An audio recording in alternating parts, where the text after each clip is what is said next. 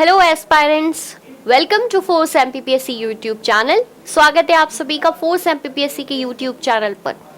आज है 16 सितंबर। आप सभी को पता है कि 16 सितंबर को हम वर्ल्ड ओजोन डे के नाम से मनाते हैं।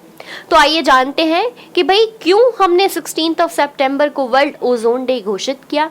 ओजोन लेयर क्या है, ओजोन लेयर से हमें क्या नुकसान है और ओजोन लेयर से हमें क्या फायदे हैं। ठीक है, इसी बात को समझने के लिए ये सेशन आप लोगों के लिए ऑर्गेनाइज किया गया है।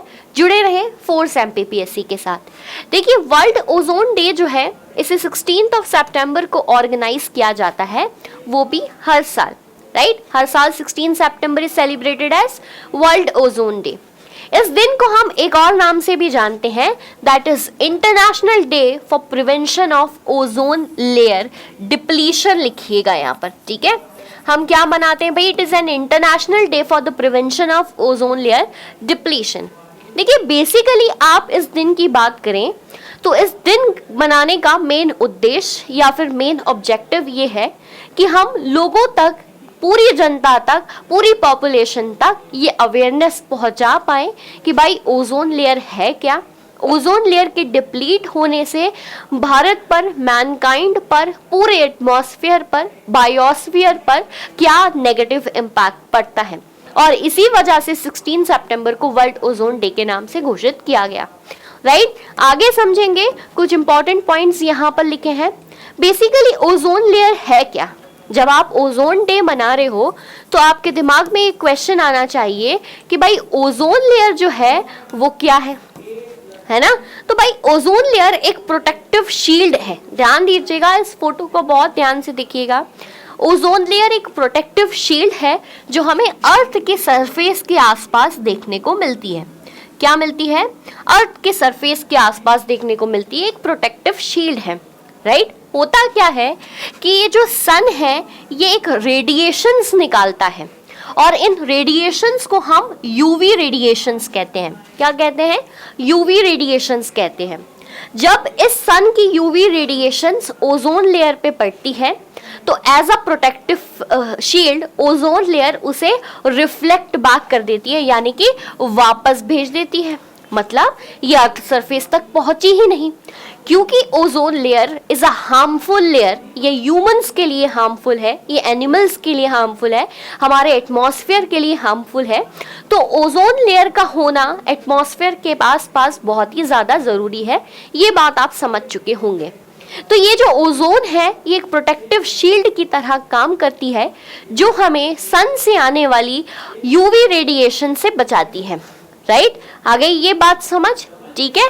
अब ओजोन लेयर का फॉर्मेशन कैसे होता है इस बात को देखिएगा। ओजोन लेयर की फॉर्मेशन की हम बात करें तो बेसिकली ओजोन शब्द जो है it is atoms of oxygen, right. ये क्या है? ज्यादा कुछ नहीं, ये ऑक्सीजन के एटम्स से मिलकर बना है।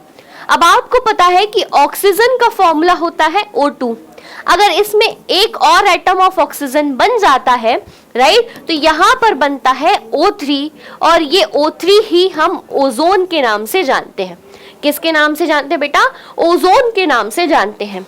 ये जो अर्थ सरफेस है, ध्यान दीजिएगा, अर्थ का जो सरफेस है ये अलग अलग लेयर्स से मिलकर बना है, राइट। जैसे कि ट्रोपोस्फियर, ठीक, फिर स्ट्रेटोस्फियर, स्ट्रेटोस्फियर के बाद मेसोस्फियर, राइट, थर्मोस्फियर और आखिरी में आता है आपका एक्सोस्फियर। ये जानकारी हम इसलिए ले रहे हैं क्योंकि ओजोन लेयर का जो प्रेजेंस है, ध्यान दीजिएगा, ओजोन लेयर का जो प्रेजेंस है वो हमको कहाँ पर मिलता है? वो हमें स्ट्रेटोस्फियर वाली लेयर में मिलता है, ठीक है। कहाँ मिलता है बेटा?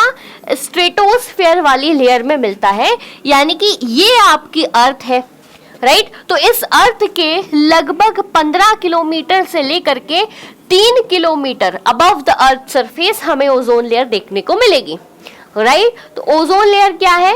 3 एटम्स ऑफ ऑक्सीजन से बनी है। स्ट्रेटोस्फियर यानी कि एटमॉस्फेरिक लेयर्स में से स्ट्रेटोस्फियर में हमें मिलती है, that is 15 kilometre to 30 kilometre about the earth surface. अब हुआ क्या?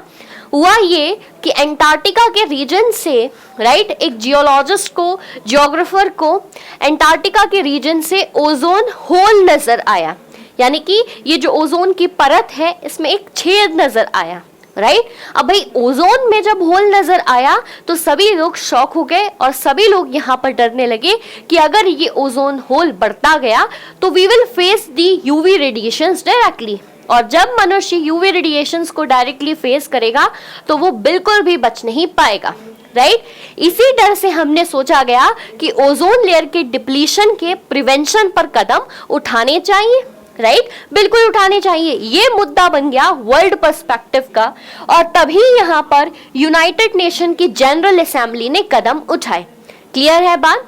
देखिए, यूनाइटेड नेशन की जनरल असेंबली ने 16 सितंबर को international day for prevention of ozone layer के नाम से 1994 में इसे घोषित कर दिया। कब क्या? 1994 में 16 सितंबर को हर साल ओजोन लेयर प्रिवेंशन के तौर पर मनाया जाएगा। ये यूनाइटेड नेशन जनरल असेंबली का डिक्लेरेशन आता है। हालांकि यहीं तक कहानी नहीं बची थी, इससे पहले एक एग्रीमेंट साइन हो चुका है, एक प्रोटोकॉल साइन हो चुका है, जिसे हम मॉन्ट्रियल प्रोटोकॉल के नाम से जानते हैं। इस बात को ध्यान से सुनिएगा, वेरी वेरी इंपॉर्टेंट, राइट। क्यों 16 सितंबर? यूनाइटेड नेशन जनरल असेंबली के दिमाग में ऐसा क्या आया कि भाई 16 सितंबर को ही ओजोन डे बनाएंगे? तो इससे पहले एक प्रोटोकॉल साइन हो चुका है जिसे हम मॉन्ट्रियल प्रोटोकॉल के नाम से जानते हैं। मॉन्ट्रियल प्रोटोकॉल में ये डिसाइड किया गया कि वो सारे केमिकल्स, वो सारी इंडस्ट्रीज और वो जितना भी इफेक्ट करता है ओजोन लेयर को, उनके एमिशन को हमें कम करना है। सस्टेनेबल डेवलपमेंट के टारगेट को हमें बनाना है ताकि ये जो ओजोन लेयर का डिप्लीशन हो रहा है इसमें और बढ़ोतरी या इंक्रीमेंट ना हो सके, राइट। ये जो मॉन्ट्रियल प्रोटोकॉल है इसको ऑफिशियल स्टैंपिंग या फिर ऑफिशियल एग्रीमेंट जो है वो 1987 में साइन हुआ। ठीक है, कब साइन हुआ बेटा? 1987 में साइन हुआ 16 सितंबर के दिन, और इसी वजह से यूनाइटेड नेशन जनरल असेंबली ने 16 सितंबर को वर्ल्ड ओजोन डे के नाम से घोषित किया, राइट। हालांकि ये जो मॉन्ट्रियल प्रोटोकॉल है वो अपने रेगुलर रेजीम में कब से आया है? 1995 से आया है। ये मॉन्ट्रियल प्रोटोकॉल जो है it was signed by 197 members of United Nations, right. इसको रेटिफाई कितने लोगों ने कर लिया है?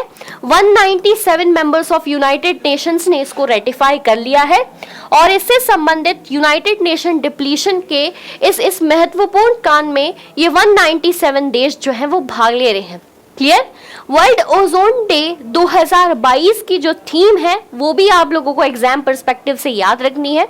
तो भाई वर्ल्ड ओजोन डे 2022 इसकी थीम है global cooperation in protecting life on earth, right. क्या थीम है इसकी? Global cooperation for protecting life on earth.